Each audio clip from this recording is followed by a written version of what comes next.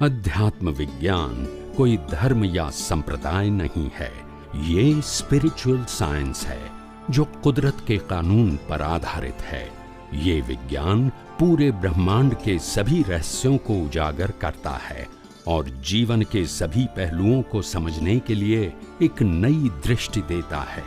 इसी को art of vision कहते हैं, दुनिया को देखने की एक नई दृष्टि, जो अध्यात्म विज्ञानी परम पूज्य स्वामी श्री कमलेशानंद जी के निर्देशन में सनातन सत्य का अनुसंधान कर हमारे जीवन को प्रकाशित करे। जय सच्चिदानंद। આપણે બધા જૈન છે, અહિંસા પરમો ધર્મમાં માનનારા છે, યસ કે નો? પણ અહિંસા કોને કહેવાય એ આપણને ખબર નથી। અહિંસા કોને કહેવાય એ આપણને ખબર નથી। હું હમણાં દાખલા સાથે બધું સાબિત કરીશ વિથ એક્ઝામ્પલ, ત્યારે તમને ખબર પડશે કે વેર વી આર, આપણે ક્યાં છીએ।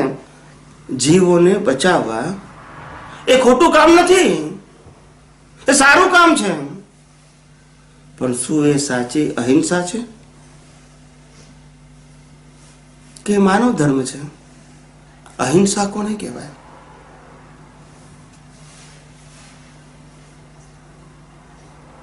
આપણે જીવોને બચાવીએ છીએ એ અહિંસા કહીએ છીએ, એ સ્થૂળ અહિંસા છે, એ સંજોગાધીન છે। કેવી છે?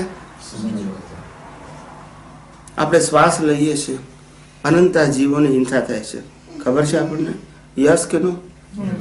પાણી પીએ છીએ, અનંતા જીવોની હિંસા થાય છે, યસ કે નો? આપણે ખોરાક ખાઈએ છીએ, અનંતા જીવોની હિંસા થાય છે, થાય છે કે નથી થતી? તો શું ભગવાને અથવા તો કુદરતે હિંસાની વ્યાખ્યા આવી કરી હશે કે જે કોઈનાથી બંધ થાય જ નહીં? તો કોઈ મોક્ષે જઈ જ ના શકે। યસ ઓર નો? હવા વગર ચાલે, પાણી વગર ચાલે, ખોરાક વગર ચાલે, અને જો ના ચાલે તો કોઈ મોક્ષે જઈ ના શકે। જો હિંસાની વ્યાખ્યા તમે માનો છે હોય તો યસ કે નો? અને અનંતા જીવો મોક્ષે ગયા અને જઈ રહ્યા છે, તો જો આ વ્યાખ્યા હોય તો કરેક્ટ નથી, જવું જ ના જોઈએ કોઈ। મારી વાત સમજાય છે? વ્યાખ્યા જુદી છે। આ વ્યવહાર અહિંસાની વ્યાખ્યા છે, લૌકિક સોશિયલ જેને કહેવાય કે એક જીવે બીજા જીવને મારવો જોઈએ નહીં, ઇન્ટેન્શનલી, કેવો? ઇરાદાપૂર્વક। જ્યાં કોઈ ચોઈસ નથી ત્યાં બરાબર છે, પણ જ્યાં ચોઈસ છે ત્યાં ના મારવો જોઈએ એવો એનો ભાવ હોવો જોઈએ। અને મરી જાય તો, મારી ના ખાય તો પ્રાયશ્ચિત। આ આપણને અહિંસાની વ્યાખ્યા શીખવાડવામાં આવે છે। સાચામાં સાચી અહિંસા શું છે? ભગવાને અહિંસા કોને કીધી? ભાવ હિંસા। કઈ? ભાવથી ભાવ છે, અને ભાવ હિંસા એ મોટા મોટી હિંસા છે।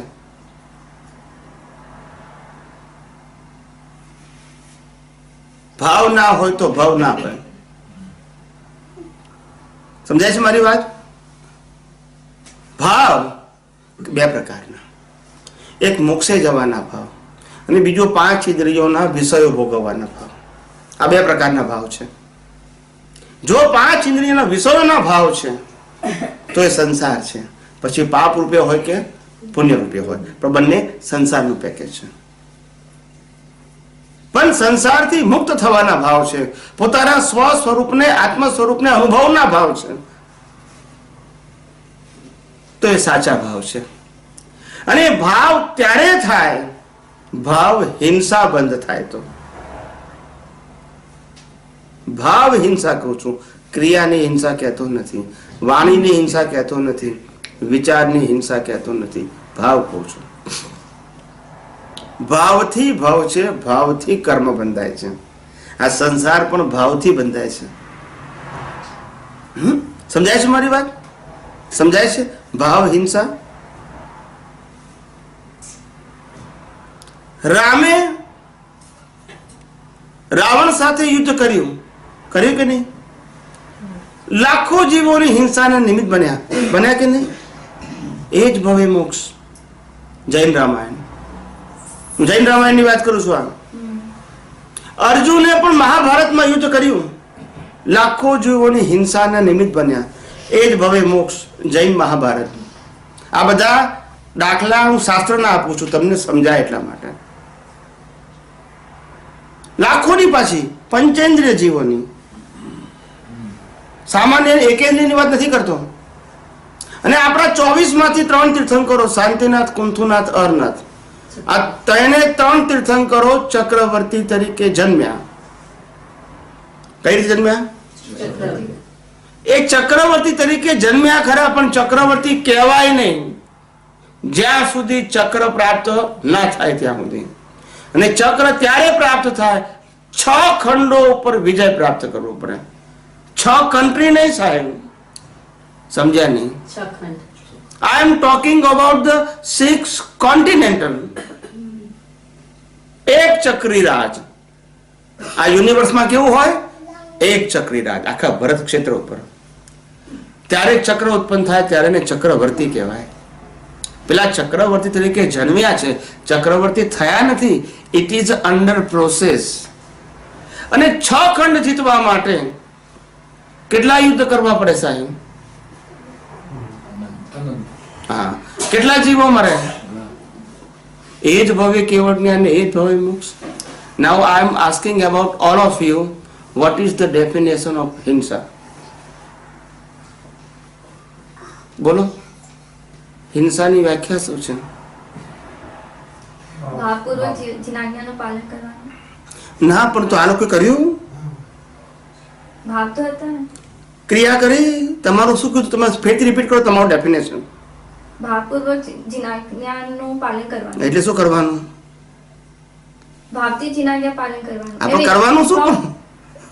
પાલનમાં actions might say something and what he feels is a different હા, પણ આપણે જ્યારે now you change your definition, but before you explain it in your mind કે આપણા જેવા ભાવ એવા હોય એવું જ એક્શન હોવું જોઈએ. that is your definition in your mind, but after clarification you change your mind. Yes or no? That's it. પેલા એક જ હતું કે ભાવ પ્રમાણે ક્રિયા થવું જોઈએ, પણ ક્રિયા અને ભાવ બે જુદી વસ્તુ છે. ક્રિયા પરિણામ છે, ભાવ પુરુષાર્થ છે. તમે રિઝલ્ટને કઈ રીતે ચેન્જ કરી શકો? હવે તમને રહસ્ય સમજાવું છું કે શા માટે આવું બન્યું. આટલી બધી હિંસા કરવા છતાંય કેમ મોક્ષે ગયા? What is the reason behind? જન્મથી મોત સુધી મન વચન કાયા જે પ્રકારના કર્મના હિસાબો લઈને આવ્યું છે એ જ પ્રમાણે એને જીવવું પડશે. નો ચોઇસ. પણ એ મન વચન કાયા દ્વારા થતી ક્રિયાના જવાબદાર કેમ થતા નથી? કારણ કે મન વચન કાયામાંથી માલિકી ભાવ અને કર્તા ભાવ ખલાસ થઈ ગયો છે.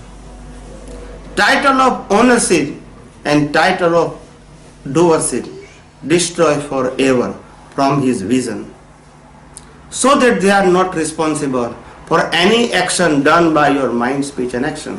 You are not responsible because you are not owner and you are not doer. Yes or no?